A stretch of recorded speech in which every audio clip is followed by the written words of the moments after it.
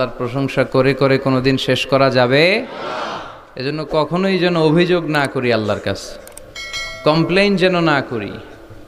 Instead of complaining we should praise more and more. বেশি বেশি প্রশংসা করতে হবে, অভিযোগ করা যাবে না। অনেকের অনেক দুঃখ, অভিযোগ, জাল্লা আমার এটা দিল না, ওইটা দিল না, আমার পাশে সে বড় হয়ে গেল, ও চাকরি পেয়ে গেল, ও ব্যবসায় উন্নতি করলো, ও ভিসা পাইলো, আমি পাইলাম না। আফসোস, ও আফসোস করতে করতে মরবে, ঠিক কি না? আর প্রশংসা যে করবে তাকে নেয়ামতের বাড়ি ধারা আরো বাড়িয়ে দিবে কে?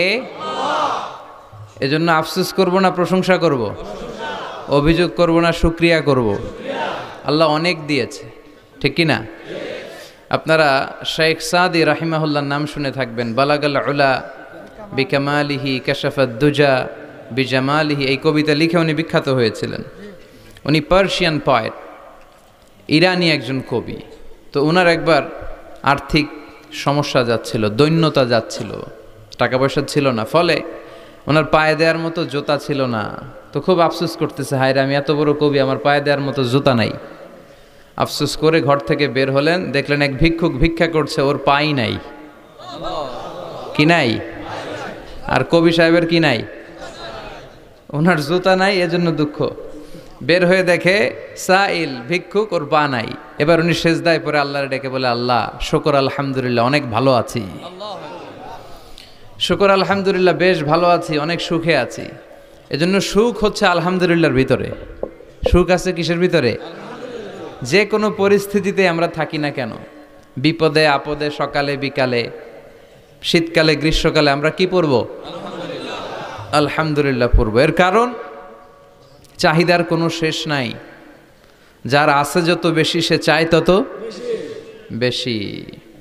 দেখবেন যার সাইকেল আছে ও হুন্ডা চায়, চায় না? আরো নিচ থেকে যদি বলি, যার পা নাই ও চায়, আল্লাহ আমার যদি দুইটা পা থাকতো। কথা বলেন, পা নাই এরকম লোক আছে না এলাকায়? সে হেঁটে যাওয়া লোকদের দিকে তাকিয়ে থাকে, আর তার স্বপ্ন থাকে ওইটাই, আমার যদি পা থাকতো। হেঁটে হেঁটে হেঁটে যারা বাজারে যায়, স্কুলে যায়, কলেজে যায়, ওদের আফসোস যারা সাইকেল চালায় ওদেরকে দেখে, তাই না? সাইকেল থাকলে খুব ভালো হইতো, সাইকেল চড়ে চড়ে বাজারে যেতে পারতাম। সাইকেলওয়ালারও আফসোস আছে, সে আফসোস করে হুন্ডাওয়ালাদের দেখে, মনে মনে ভাবে যদি ভো ভো থাকতো, হ্যাঁ, একেবারে যেতে পারতাম। হুন্ডাওয়ালাদের আফসোস হচ্ছে প্রাইভেট কারওয়ালাদের দেখে, ইস আমার যদি একটা কার থাকতো।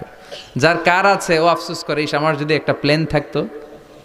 যার প্লেন আছে ও বলে, ইস আমার যদি একটা কপ্টার থাকতো, if I had a copter, আমার যদি একটা হেলিকপ্টার থাকতো, উড়াল মারতাম। কথা বলেন। তাহলে এই চাহিদার, ডিমান্ডের, হিউম্যান ডিমান্ডসের কোনো শেষ আছে? যে এলাকার ছোট্ট মেম্বার, ওই মেম্বার ভাই চায় কি করে চেয়ারম্যান হওয়া যায়। কথা বলেন। যিনি চেয়ারম্যান হয়ে গেলেন, উনি এবার ভাবে কি করে MP, member of the parliament হওয়া যায়, তাই না? আচ্ছা, এমপি যিনি হয়ে গেলেন, উনি আরেকটু উপরে যেতে চায়, ভাবে যদি একটু একটু যদি যাইতে পারি, একটা মন্ত্রণালয় যদি পাইতাম, হ্যাঁ, মিনিস্ট্রি যদি একটা পেতাম, কতই না ভালো হতো। তো মন্ত্রী যিনি হইল, উনি, ওনার অনেক শখ, ইস আর একটা জায়গা বাকি, হ্যাঁ, কি নাম ওইটার? PM, prime minister. কিন্তু এই দেশে অসম্ভব। কথা বলেন। এই দেশে প্রাইম মিনিস্টার হওয়া যাবে? এক দুজন এদের মধ্যে ধাক্কাধাক্কি, এবং ওনাদেরকে মেনে নিতে হবে। আপনি বাঁচেন আর মরেন, ওনারাই প্রাইম মিনিস্টার। কথা বলেন। তাহলে এই কথাগুলো বলার উদ্দেশ্য হচ্ছে, হিউম্যান ডিমান্ডসের কোনো শেষ নাই, আনলিমিটেড হিউম্যান ডিমান্ডস। এজন্য বিশ্বনবী বললেন, লাউ আন্না লিকুল্লি ইবনি আদামা ওয়াদিয়ান মিন যাহাব আহাব্বা আইয়াকুনা লাহু ওয়াদিয়ান ওয়া লা ইয়ামলা আফাহু ইল্লা তুরাব। আল্লাহ বলেন, এই বনি আদমের প্রত্যেককে যদি একটা করে স্বর্ণের পাহাড়ের মালিক বানিয়ে দেয়া হয়। কিসের পাহাড় দেখছেন জীবনে? আচ্ছা, স্বর্ণের পাহাড়ের যদি মালিক বানিয়ে দেয়া হয়, আহাব্বা আইয়াকুনা লাহু ওয়াদিয়ান, একটা করে স্বর্ণের পাহাড়ের মালিক বানিয়ে দিলেও সে চাইবে কিভাবে আরো একটা স্বর্ণের পাহাড়ের মালিক হওয়া যায়। আচ্ছা, একটু বুঝে শুনে উত্তর করবেন। একটা স্বর্ণের পাহাড়ের মালিক যদি আমি হই, শুধু আমি কেন, আমার 14 পুরুষ এটারে বিক্রি করে খেলেও কি শেষ করতে পারবো? তো আমার আরেকটা লাগবে কেন? আরেকটা দিয়ে আমি কি করব? স্বভাব। বিশ্বনবী বললেন, সবশেষে হাদিসের শেষাংশে বললেন, ওয়ালাইয়ামলা আফাহু ইল্লা তুরাব, কবরের মাটি ছাড়া কোনো কিছুই মানুষের এই জিহ্বাটারে থামাতে পারবে না। চিৎকার করে বলেন ঠিক কিনা? এজন্য যার আছে বেশি ও চায় বেশি, এই ডিমান্ডটারে একটু কমাতে হবে, আল্লাহর কাছে শুকরিয়া করতে হবে। অর্থের প্রয়োজন আছে, কিন্তু এটার হৃদয়ে স্থান দেয়া যাবে না। এটা হাতে আসবে আবার চলে যাবে, ঠিক কিনা? হৃদয়ে স্থান থাকবে কার? যাদের হৃদয়ে আছে আল্লাহর ভয়, তারা কভু পথ ভুলে যায় না। আল্লাহর প্রেম ছাড়া এই দুনিয়ায় কারো কাছে কোনো কিছু চায় না, ঠিক কিনা? মুমিনের হৃদয়ে দরদ ভালোবাসা থাকবে একজনের জন্য। চিল্লায় বলেন তো তিনি কে? এজন্য আমরা যেন শুকরিয়া করি, আমরা যেন অভিযোগ না করি। দেখেন, আমরা যদি জিজ্ঞেস করি, ভাই আপনি কি চান, কি লাগবে আপনার, কার কি লাগবে, একজন বলবে আমি এটা চাই, আমার এটা নাই, আমি ওইটা চাই, ওইটা চাই, কত কিছু লাগবে আমাদের। কিন্তু ঠিক এই মুহূর্তে যেই লোকটা হসপিটালের বেডে শুয়ে আছে, ক্যান্সারে আক্রান্ত, ক্যান্সার যার নেই কোনো অ্যান্সার, ওরে যদি জিজ্ঞেস করেন, ও বলবে আমার কিচ্ছু লাগবে না, আমি শুধু বাঁচতে চাই। ও কি চায়? আর আমরা অনেক কিছু চাই। এজন্য আমরা শুকরিয়া করব বেশি বেশি। শুকরিয়া করলে বাড়িয়ে দেয় কে? বিশ্বনবী দোয়া করতেন, আল্লাহুম্মা জাআলনি সাবুরা ওয়া জাআলনি শাকুরা ওয়া জাআলনি ফি আইনি সাগীরা ওয়া ফি আয়ুনিন নাসি কাবীরা। আল্লাহ আপনি আমারে ধৈর্যশীল বানান, আপনি আমারে শুকরগুজার বান্দা বানান। আল্লাহ আমার চোখে আপনি আমারে ছোট বানান, গোটা বিশ্বের মানুষের চোখে আপনি আমারে বড় বানান। সবাই পড়ি আমিন। এজন্য সবসময় প্রশংসা করব কার? কম কম না বেশি বেশি? সবসময় শুকরিয়া করতে রাজি আছি তো? আল্লাহ সব সময় যেন আমরা তোমার শুকরিয়া করতে পারি, তুমি তৌফিক দাও। আরো জোরে পড়বো সবাই আমিন। আড়াইবাড়ি দরবার শরীফের পীরে কামেল আল্লামা মোহাম্মদ গোলাম হাক্কানি রাহিমাহুল্লাহ, আল্লাহ ওনার কবরটাকে তুমি নূর দিয়ে পরিপূর্ণ করো। আল্লামা মোহাম্মদ গোলাম হাক্কানি রাহিমাহুল্লাহ কমপ্লেক্সের শুভ উদ্বোধন ও তাফসিরুল কোরআনের প্রোগ্রাম। স্থান হচ্ছে মেটংঘর ভুইয়াবাড়ি প্রাঙ্গণ, থানা হচ্ছে বাঙ্গোরা বাজার, উপজেলা মুরাদনগর, জেলা কুমিল্লা। আপনারা শুনেছেন যে আমার দাদার বাড়ি এখানে মুরাদনগরে পরমতলাতে। আলহামদুলিল্লাহ, জীবনে এসেছিলাম কয়েকবার, খুব বেশি আসা হয় না। আমার জন্ম হয়েছে আবার ঢাকায়, ঢাকার ডেমরা থানায়। আমার জন্মের অনেক আগ থেকেই আব্বা আম্মা ওইখানে থাকে, ফলে আমি হয়ে গেছি ঢাকাইয়া। ঢাকাইয়াও হয়েছি, আবার কুমিল্লারও রয়ে গেছি, মানে কুমিল্লাতে আবার বিয়ে করছি। এই যে আমার নানা শ্বশুর, পেশাবজুর হচ্ছেন আমার নানা শ্বশুর। তো এই জন্য অনেকেই আমার পরিচয় নিয়ে খুব কনফিউশনে পড়ে, আসলে আমি কি কুমিল্লার না ঢাকার। আমি বলি দুইটারই, কুমিল্লাও আমার বাড়ি, ঢাকাও আমার বাড়ি। ঢাকা আমার জন্মস্থান, আর কুমিল্লা আমার দাদার বাড়ি। আজকের এই প্রোগ্রামের সভাপতি হচ্ছেন আল্লামা মোহাম্মদ গোলাম সারোয়ার সাঈদী, পীর সাহেব আড়াইবাড়ি দরবার শরীফ ও অধ্যক্ষ আড়াইবাড়ি ইসলামিয়া সাঈদিয়া কামিল মাদ্রাসা। আমার মাথার তাজ, মুহতারামি ওয়া মুকাররমি, আমার প্রিয় নানা ভাই চমৎকার কথা বলছিলেন, খুব গুছিয়ে কথা বলেন, অল্প কথা বলেন, বেশি বলেন না, কিন্তু যেখানে বলা দরকার ওইটাই বলেন, যা বলা দরকার তাই বলেন, ঠিক কিনা? পীর হতে হলে এমন পীর হওয়া দরকার। অনেক পীরের নাম আমরা জানি, কাউকে ছোট করে কটাক্ষ করে বলছি না। আপনি আমার নানা ভাইয়ের কথা শুনলে দেখবেন যে গতানুগতিক যে পিরালি, এই পিরালি উনি করে না। কোরআন সুন্নাহকে আধুনিকভাবে মানুষের কাছে পৌঁছে দিতে চায়, জোর করে কাউরে মুরিদ বানাতে চায় না। ওনার কাছে মুরিদ হতে আসলেও উনি বানাইতে চায় না, আগে অন টেস্ট করে, পরীক্ষায় রাখে যে আপনি এই বাজে অভ্যাসগুলো ছাড়তে পারবেন কিনা, এগুলো করতে পারবেন কিনা। এবং নানা ভাই মনে করে ওনার হাতে হাত রেখে কেউ বায়াত হওয়া মানে ওনার রেসপন্সিবিলিটি অনেক বেড়ে গেল। উনি এই রেসপন্সিবিলিটি থেকে মুক্তি চায়, উনি বানাতে চায় না। তো এইরকম পীর থাকার দরকার আছে না নাই? যিনি আল্লাহর ভয়ে সব সময় তটস্থ থাকে। আল্লাহ তুমি আমার নানা ভাইকে ইসলামের জন্য কবুল করো, কোরআনের জন্য কবুল করো, নেক হায়াত দারাজ করো। কোরআন সুন্নাহর কথাগুলো তিনি যেমনভাবে প্রকাশ করে যাচ্ছেন, আমরণ যেন আপসহীনভাবে কোরআন সুন্নাহর কথা প্রকাশ করতে পারে। আল্লাহ তুমি তৌফিক দাও। আল্লাহর কাছে কামনা করছি যে অল্প কিছু সময় আমরা কথা শুনবো, সরাসরি কোরআন থেকে শুনবো, পড়ি ইনশাআল্লাহ। কোরআন থেকে কথা শোনার সবচেয়ে বড় একটা ফজিলত হচ্ছে এই কথার মধ্যে কোনো গোজামিল নাই, কোনো ভুল নাই, কোনো সন্দেহ নাই। চিল্লায় বলেন ঠিক কিনা? এবং কেউ কি এই কোরআনের ব্যাপারে কোনো সন্দেহ, কোনো ভুল, কোনো ইনকনসিস্টেন্সি প্রমাণ দিতে পেরেছে? পারে নাই, পারবেও না।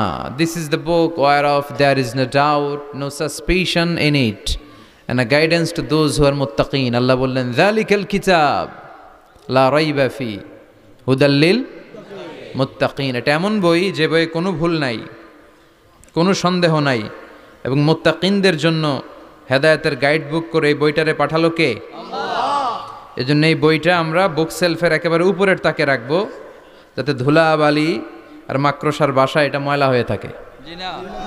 হ্যাঁ, কোথায় রাখবেন? একেবারে হাতের কাছে রাখবো, হাতের কাছে রাখবো। পৃথিবীর সবচাইতে নন্দিত এই কিতাবটা আজকে সবচাইতে বেশি নিগৃহীত, উপেক্ষিত। বুক সেলফে রাখে, তাও একেবারে উপরের তাকে, কারণ বছরে 1-2 বার কামে লাগে। কেউ মরলে, কথা বলেন, মারা গেছে, এখন সামনে বসে বসে কোরআন তেলাওয়াত করতে হবে। কোরআন এসেছে জীবিত মানুষদের জন্য। কোরআন নিজেও জীবিত কিতাব, আলোকিত করেও জীবিতদেরকে। চিল্লায় বলেন ঠিক কিনা? কিতাবুন হাই, জীবিত কিতাব, ওয়াকিং এনসাইক্লোপিডিয়া, চলমান বিশ্বকোষ। যাই জিজ্ঞেস করবেন তথ্যের সম্ভার, তথ্য উপাত্ত আর ইনফরমেশন এই কোরআনের ভেতরে আছে না নাই? মানব সমস্যার সব সমাধান আছে। এজন্য এই বইটাকে বলা হয় দ্য প্রবলেম সলভিং মেথোডোলজি। এই কোরআন আপনার সব প্রবলেমকে সলভ করে দেয়। It's not a problem creating methodology. এটা জীবনের কোথাও সমস্যা বাধায় না। কোরআন কোথাও সমস্যা লাগায়? কথা বলেন, জট লাগায় নাকি জট খুলে দেয়? আলহামদুলিল্লাহ পড়েন। এজন্য কোরআনের সাথে যেন আমরা সম্পর্ক বাড়াই। We should increase the attachment with the holy book Quran. যতই সম্পর্ক বাড়াবেন আপনার মর্যাদা বাড়াবে কে? আল্লাহ। সম্মানিত ভাইরা, খেয়াল করে বুঝবেন, সাইয়েদনা জিবরিল আলাইহিস সালাম এই কোরআন নিয়ে পৃথিবীতে এসেছিল, তাই তিনি হয়েছেন শ্রেষ্ঠতম ফেরেশতা।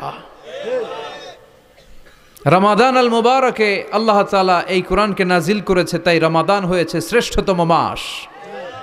বিশ্বনবীর উপর আল্লাহ তাআলা এই কোরআন নাজিল করেছেন, তাই তিনি হয়েছেন বিশ্বনবী। আমরাও যদি এই কোরআনের সাথে সম্পর্ক লাগাই, আমাদের মর্যাদাও এরকম আকাশচুম্বী করে দিবে কে? আল্লাহ। এজন্য কোরআনের সাথে অ্যাটাচমেন্ট বাড়ানোর দরকার আছে না নাই? প্রতিদিন যেন আমরা কোরআন তেলাওয়াত করি, প্রতিদিন যেন কোরআনের বঙ্গানুবাদ পড়ি। যা বলার সব বলা হয়েছে, নতুন করে আল্লাহ কিছু বলবে না। এজন্য কোরআন থেকে নূর নিয়ে যেন আমরা নিজেদেরকে আলোকিত করি। কোরআনের একটা নাম হচ্ছে নূর, একটা নাম কি?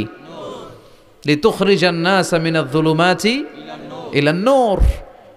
এই কোরআনকে আমি পাঠিয়েছি অন্ধকারাচ্ছন্ন মানুষগুলোকে আলোর পথে নিয়ে যাবার জন্য। কোরআন মানুষকে আলোকিত করে, কোরআন মানুষকে জাহালাত বা অন্ধকার শিক্ষা দেয় না। এজন্য আসুন কোরআনের সাথে সম্পর্ক বাড়াই এবং নিজেদেরকে আলোকিত করি। আর এই কোরআনের যেখান দিয়েই আমরা কথা শুনি না কেন, আছে না নাই? লা তুহসা আজাইবুহু ওয়ালা তাবলা গরাইবুহু ফিহি মাসাবিহুল হুদা ওয়া মানারুল হিকমা। কোরআনের আশ্চর্যান্বিতার কোনো শেষ নাই, কোনো শেষ নাই। যতই পড়বেন ততই আশ্চর্য হবেন। সুবহানাল্লাহ পড়বেন না? ওয়ালা তাবলা গরাইবুহু, এটা কখনো পুরাতন হবে না, জীর্ণ শীর্ণ হবে না। সূরা ফাতিহা যারা আমরা পড়েছি লক্ষ লক্ষ বার, যাদের বয়স 50 কিংবা 60, কত লক্ষবার সূরা ফাতিহা পড়েছি, কোনো হিসাব আছে? তারপরেও কোনোদিন কি মনে হয়েছে যে সূরা ফাতিহাটা পুরান পুরান লাগে? 60 বছর ধরে সূরা ফাতিহা দিয়ে শুরু করছি নামাজ, কালকে থেকে কুল হুয়াল্লাহ দিয়ে শুরু করবো, এরকম কেউ বলে? কোরআন পুরান লাগে? চির নতুন, এভারগ্রিন, সবুজ, চির সবুজ, চির নতুন। এটা কখনো পুরাতন হয় না। ফিহি মাসাবিহুল হুদা, কোরআনে আছে হেদায়েতের মশাল। ও মানারুল হিকমা, আর কোরআন হচ্ছে বিজ্ঞানের সুউচ্চ মিনার। কোরআনের ভিতরে বিজ্ঞানের তথ্য উপাত্ত আছে না নাই? আপনি কোরআনে বর্ণিত cosmic symbols, natural phenomena, scientific ইন্ডিকেশনসগুলো যদি পড়েন আপনি অবাক হবেন, কপাল ঘষে ঘষে আল্লাহর সিজদা দিবেন, ঠিক কি না? এজন্য আসুন কোরআনের সাথে সম্পর্ক বাড়াই। প্রতিদিন কোরআন পড়ব, ধীরস্থিরভাবে পড়ব। ওয়ারাত্তিলিল কোরআনা তারতিলা। আনাস রাদিয়াল্লাহু তাআলা আনহুকে জিজ্ঞেস করা হলো, আনাস, আল্লাহ রাসূলের কাইফা কানা কিরাআতু রাসূলিল্লাহ, আল্লাহ রাসূলের কিরাত কেমন ছিল? তিনি বললেন কানাত মাদ্দান, আল্লাহ রাসূল সাল্লাল্লাহু আলাইহি ওয়াসাল্লাম টেনে টেনে তেলাওয়াত করতেন।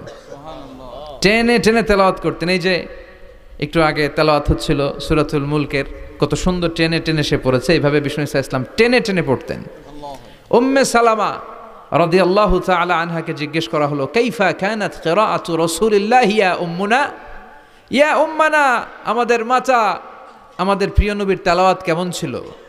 উম্মে সালামা বললেন, কানা রাসূলুল্লাহি ইউকাত্তিউ বাইনা কিরাআতিহি আয়াতান আয়া, আল্লাহ রাসূল সাল্লাল্লাহু আলাইহি ওয়াসাল্লাম এক আয়াত করে থেমে থেমে কোরআন তেলাওয়াত করতেন। পড়েন সুবহানাল্লাহ। এক আয়াত পড়তেন, থামতেন, আবার আরেক আয়াত শুরু করতেন, আবার আরেকটা আয়াত পড়তেন, আবার থামতেন, আরেক আয়াত শুরু করতেন। প্রতিটা অক্ষর, প্রতিটা উচ্চারণ কেটে কেটে দেখা যেত, বোঝা যেত। চিল্লায় পড়েন আল্লাহু আকবার। আর আমাদের তেলাওয়াতের কি অবস্থা? তারাবির নামাজের কি অবস্থা? আমাদের ম্যাটন ঘরের কি অবস্থা? জাপানের বুলেট ট্রেন ফেল, ঠিক কিনা? কোন দিক দিয়ে আযাবের আয়াত যায়, কোন দিক দিয়ে জান্নাতের আয়াত যায়, কোন দিক দিয়ে সূরা ইয়াসিন গেল, কোন দিক দিয়ে আর রহমান গেল, কোথায় সূরা ইউসুফ গেল, কেউই টের পায় না। রুব্বা কারিলিল কুরআন ওয়াল কুরআনু ইয়ালআনহু, কোরআনের অনেক কারি আছে, তেলাওয়াতকারী আছে, আবৃত্তিকারী আছে, যাদেরকে কোরআন রহমত, মার্সি এন্ড ব্লেসিংস না দিয়ে গজব দেয়, লাআনত দেয়। আল্লাহ ওই ধরনের তেলাওয়াত থেকে তুমি আমাদের বাঁচাও।